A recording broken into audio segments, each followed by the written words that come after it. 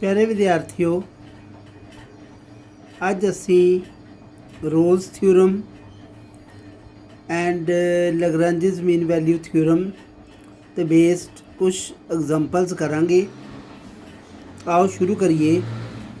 First question है, verify Rolle's theorem for the function F X is equal to X square plus 2x minus 8 x belonging to closed interval -4 to 2।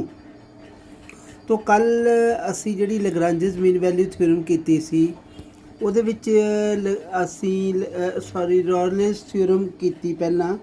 ਉਹਦੇ ਵਿੱਚ ਜਿਹੜੀਆਂ condition ਸੀਗੀਆਂ ਕਿ function continuous ਹੋਣਾ ਚਾਹੀਦਾ in the closed interval A B, function differentiable होना चाहिए in the open interval A B, और तीसरी कंडीशन सी F A is equal to F B. अगर तीनों कंडीशन सैटिस्फाई हो जांदियां फिर सी की एक कोई पॉइंट सी है, एटलीस्ट वन पॉइंट सी उस इंटरवल दे विच ए और बी दे विच such that F dash C is equal to 0। तो इन्हां क्वेश्चनस करन लई असी ये तिन्ने कंडीशन सैटिस्फाई करांगे। पहला कि देखते हैं कि कंडीशन सैटिस्फाई हुंदियां। ये फंक्शन जिहड़ा है पॉलीनोमियल फंक्शन है और polynomial functions are always continuous. Therefore साडे को स्टेटमेंट है F X is equal to X square plus 2x minus 8 X belonging to the closed interval -4 to 2। First F X is continuous in the closed interval -4 to 2। फिर असी इहदा derivative find करांगे F dash X. ये आ गया साडे कोल x square दा हो गया 2x ते और 2x का डेरीवेटिव हो गया 2 ते कॉन्स्टेंट का डेरीवेटिव कितना हो गया 0। इट मीनस डेरीवेटिव एग्जिस्ट कर गया और डेरीवेटिव है F dash X is equal to 2x plus 2। असी लिख देना F X is differentiable in the open interval -4 to 2। पहला फंक्शन कंटीन्यूस हो गया in the close interval -4 to 2, फिर डिफरेंशिएबल हो गया in the open interval -4 to 2। हुण तीसरी कंडीशन असी चैक करनी है कि F A is equal to F B हैगा। दिस इज़ ए और this is B. F A का मतलब है कि एफ -4 की वैल्यू कढ़नी है, एफ बी का मतलब है कि एफ 2 की वैल्यू कढ़नी है। एफ -4 फाइंड करना तो एक्स की जगह तो -4 फिल कर देना। F -4 equal to -4 square plus 2 into -4 -8 -4 square is 16 -8 -8 16 -16 आ गया 0। उस तो बाद एफ 2 फाइंड करना, वो है 2 square plus 2 into 2 -8 2 square is 4 plus 4 -8 4 plus 4 हो गया 8 8 -8 हो गया 0। तो एफ -4 और एफ 2 दियाँ वैल्यू जड़ियाँ हैगियाँ 0 सेम आई। मतलब कि ये नहीं सोचना कि 0 आनी चाहिए आ, कुछ भी होवे पर वैल्यू जड़ी आ दोनों दी सेम होनी चाहिए। देखो फंक्शन कंटीन्यूस हो गया in the close interval -4 to 2। Function differentiable हो गया in the open interval -4 to 2, और एफ -4 और एफ 2 जड़ा है वो इक्वल आ गए। The solve the conditions of Rolle's theorem are satisfied. All the three conditions of Rolle's theorem are satisfied. Therefore, there exists at least one point C in the interval -4 to 2 open interval C belonging to open interval -4 to 2 such that f dash C is equal to 0। ਜਿਹੜਾ ਅਸੀਂ derivative ਕੱਢਿਆ ਸੀ f dash x ਉਹਦੇ ਵਿੱਚ x ਦੀ ਜਗ੍ਹਾ ਤੇ C ਭਰ ਕੇ equal to 0 2C plus 2 is equal to 0 2C is equal to -2 आ गया, C इज इक्वल टू की आ गया -1।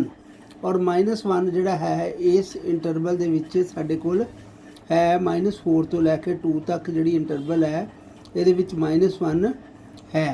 तो देयरफॉर आपां यही सीगा कि घट्टो घट्ट एक पॉइंट उस इंटरवल दे विच होना चाहिए, वो -1 हैगा। दस रॉलेस थ्योरम इज वेरीफाइड और C की वैल्यू जी है साडे कोल -1 आ गई। तो एक बार आप फिर इस गल देख लीए कि किस तरह रॉलेस थ्योरम से क्वेश्चन जोड़ा है तुहानूं स्टेटमेंट दी होएगी और असी पहला लिख लेना कि फंक्शन देख लेना कि फंक्शन कंटीन्यूस है। पॉलीनोमियल फंक्शन कंटीन्यूस होंगे तो उदे लिख देना कि F X is continuous in the closed interval -4 to 2। F X derivative कढ़ना, ठीक है, डिफरेंशिएबल हो गया। और फिर तीसरी कंडीशन देखनी है, एफ ए और एफ बी की वैल्यूज़ कढ़नी है, ये भर के जो तीनों कंडीशन सैटिस्फाई हो जान फिर तुसी की करना कि लिख के thus all the three conditions of Rayleigh's theorem are satisfied, therefore there exist at least one point C belonging to open interval -4 to 2 such that f dash c is equal to 0। इत्थों कर लेना f dash c 2c plus 2 is equal to 0। c की value साढ़े को आ गई और c की value इस इंटरवल के विच ही है। तुसी नंबर लाइन से देखोगे -1 ये विचकार ही आंदा, ठीक है। तो दस Rayleigh's theorem इज वेरीफाइड। और आ दो क्वेश्चन तुहानू मैं प्रैक्टिस लिए दिते है। Verify Rayleigh's theorem for the function given by F X is equal to X square -5x + 4 X belonging to the close interval 1 to 4। Second है F X is equal to X square -10x + 21 X belonging to the close interval 3 to 7। तो एक question असी ये किया है, ध्यान नाल देख लो, कंडीशन देख लो किदां असी करना है। सारिया तीन कंडीशन सैटिस्फाई करके फिर F dash C is equal to 0 करके सी की वैल्यू फाइंड करनी है। आओ इस तरह का एक होर क्वेश्चन जोड़ा है वो करते हैं।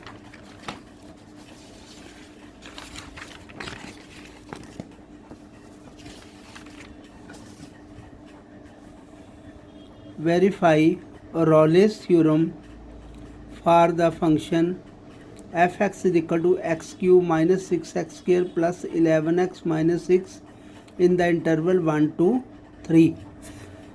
मतलब कि वो पावर 2 वाला सी, क्वाड्रेटिक सी, ठीक है।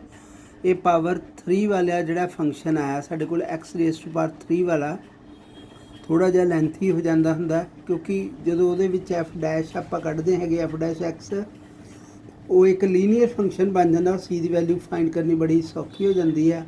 तो ये जोड़ा क्यूब वाले का डेरीवेटिव जोड़ा है वो एक्स स्केयर च आएगा, तो जी एक्स की वैल्यू कढ़नी जी सी की वैल्यू फाइंड करनी थोड़ा जहा लेंथी बनेगा। तो बाकी कंडीशन उस तरह ही। फर्स्ट है F X is continuous in the close interval 1 to 3। First ये लिखना क्योंकि पॉलीनोमियल फंक्शन है और polynomial functions are always continuous. F X is continuous in the close interval 1 to 3। फिर इसका डेरीवेटिव कढ़ांगे F dash X, X cube का derivative हो गया 3x स्केयर, क्योंकि पावर अगे आगे पावर घट जानी है। 6x स्केयर का 6 उदा ही एक्स स्केयर का 2x कितना बन गया 12x और 11x का हो गया 11। डेरीवेटिव साढ़े को हो गया 3x square -12x plus 11। F X is differentiable in the open interval 1 to 3।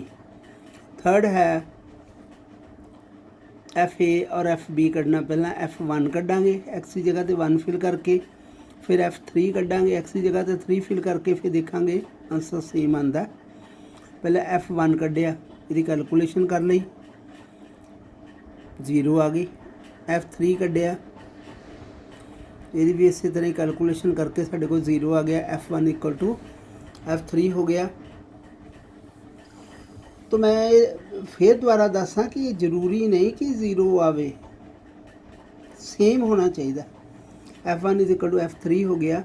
दस all the 3 conditions of Rayleigh's theorem are satisfied, therefore there exist at least one point C between 1 and 3, क्योंकि interval जी open interval 1 and 3 such that F dash C is equal to 0। F dash C इतने बनेगा 3c square -12c + 11 is equal to 0। X की जगह तो सी भरने ना। हूँ क्वाड्रेटिक इक्वेशन जी आप 10th क्लास करते होंगे सी, एक्स की वैल्यू फाइंड करने का formula -b + -b square -4ac/2a minus फार्मूले वाली b की वैल्यू -12 है, -b + -b square -4ac/2a formula minus +12 हो गया, +-12 स्केयर 144 माइनस किया 132 12 आ गया थले 6 ਇਹ 12 ਨੂੰ ਆਪਾਂ 2√3 ਲਿਖ ਸਕਦੇ ਹਾਂ, ਕਿਉਂਕਿ 2 ਟੂ ਦਾ 4 3 ਦਾ 12, 2 ਟੂ ਦਾ 2 ਬਾਹਰ ਆ ਜਾਣਾ। तो 6 ਨੂੰ ਅਸੀਂ ਦੋਨਾਂ ਦੇ ਨੀਚੇ ਲਿਖਾਂ 12/6 ਪਲੱਸ ਮਾਈਨਸ 2/6 12 over 6 ਆ ਗਿਆ 2 ਪਲੱਸ ਮਾਈਨਸ √3/3 ਔਰ ਇਹ ਦੋਨੋਂ ਵੈਲਿਊ ਜਿਹੜੀਆਂ √3/3 ਜਿਹੜਾ ਕਟਿੰਗ ਕਰਕੇ 1/√3 ਆ ਜਾਣਾ। 2 ਪਲੱਸ 1/√3 ਤੇ 2 ਮਾਈਨਸ 1/√3 ਇਸ ਇੰਟਰਵਲ ਦੇ ਵਿੱਚ ਹੀ ਆਣਾ, ਕਿਉਂਕਿ 2 ਪਲੱਸ ਸਮਥਿੰਗ ਉਹ ਵੀ ਇਹਦੇ ਵਿੱਚ, 2 ਮਾਈਨਸ ਸਮਥਿੰਗ ਉਹ ਵੀ ਇਹਦੇ ਵਿੱਚ, ਕਿਉਂਕਿ 1/√3 ਕਿੰਨਾ ਆ ਜਾਏਗਾ 1/√3 ਮੀਨ √3/3 1.73 ਨੂੰ ਜੇ ਤੁਸੀਂ 3 ਨਾਲ डिवाइड भी कर लोगे 0.5 समथिंग आना, तो प्लस करके 2.5 आ जाएगा, माइनस करके 1.5 आ जाएगा, रहेगा इस इंटरवल च। 10 रॉलेस थ्योरम इज वेरीफाइड उस इंटरवल दे विच ही है। ठीक है, तो इस तरह जिहड़े है असी रॉलेस थ्योरम ते क्वेश्चन जिहड़े आ 4 मार्क्स का क्वेश्चन आता है, तो ईजी भी हुंदा है, कोई टफ नहीं है, डेरीवेटिव आंदा होना चाहिए, तो थोड़िया जी कैलकुलेशनस है। उस बाद अगला है लैग्रांजेस मीन वैल्यू थ्योरम। तो कल के लैक्चर दे विच तुसी देखिया सी कि लैग्रांजेस मीन वैल्यू थ्योरम और रॉलेस थ्योरम। रोल्स थ्योरम दे विच सी कि 3 कंडीशन सैटिस्फाई हो जान ते there exist at least 1 point C such that F dash C is equal to 0। और जिहड़ा है लैग्रांजेस मीन वैल्यू थ्योरम दे विच 2 कंडीशनस है। तुसी कल चंगी तरह लैक्चर जिहड़ा है सुनिया सी कि 2 conditions Lagrange's mean value theorem दे विच फस्ट 2 कंडीशनस है कि फंक्शन कंटीन्यूस होना चाहिए, डिफरेंशिएबल होना चाहिए, बस 2 ही कंडीशन है। Then there exist at least 1 point C such that F dash C is equal to F B minus F A over B minus A. ये फार्मूला तुसी सुनिया होना, नहीं तो दोबारा फिर वो लैक्चर जिहड़ा है जिहड़ा सेंड किया हुआ है मेरे वालों वो तुसी देख सकते हो। रॉलेस थ्योरम दे विच सी कड्ढण लई F dash C is equal to 0 करते हैं, तो लैग्रांजेस मीन वैल्यू थ्योरम जिहड़ा है F dash C is equal to F B minus F A over B minus A. आ ए है तो आ बी है, बी हो गया f1/2 minus f0 over 1/2 minus 0 is equal to F dash C. ये फार्मूला। तो इस कंडीशन नू अगे तोरांगे, जो भी है वैल्यू फिल करके तो असी सी की वैल्यू फाइंड कर लिया करांगे। तो क्वेश्चन जिस तरह है verify Lagrange's mean value theorem for the function F X is equal to X into X minus 1 into X minus 2 in the interval 0 to 1/2। पहला इनू असी मल्टीप्लाई कर लेने सारे नू। पहला एक्स माइनस 1 एक्स माइनस 2 ना करांगे, x square minus 2x minus 1x plus 2, ये बन गया x square minus 3x plus 2x ना मल्टीप्लाई करके X cube minus 3x square plus 2x, X belonging to the close interval 0 to 1/2। ये function continuous है इन the close interval. अगर इसका derivative करांगे F dash X equal to आ गया 3x square minus 6x plus 2। ठीक है, दोनों कंडीशन 10 both the conditions of Lagrange's mean value theorem are satisfied. किहड़ियां फंक्शन कंटीन्यूस होना चाहिए in the close interval, function differentiable होना चाहिए in the open interval. 10 both the conditions of Lagrange's mean value theorem are satisfied, therefore there exist at least 1 point C between 0 and 1/2 such that formula FB minus FA over B minus A is equal to F dash C। F dash C की है 3C square, derivative आप कढ़िया 3C square minus 6C plus 2। पहला F1/2 भी कढ़ लाँगे, वो तो इत्थों ही निकलना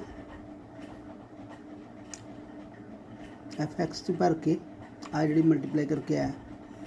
F1/2 भी कढ़ांगे, F0 भी कढ़ांगे। F0 तो सीधी 0 ही है क्योंकि 0 भरांगे।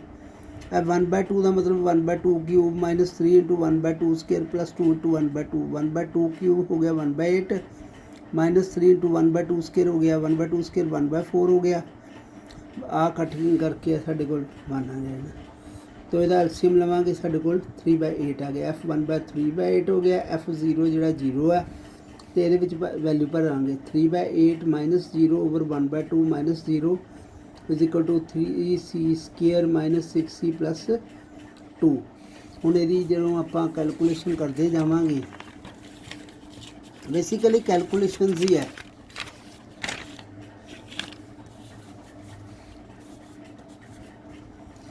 थ्री बाई एट 1/2 इधर तो उधर लिखी गया 3/8 1/2 का रेसिप्रोकल 2/1 3/4 हो गया।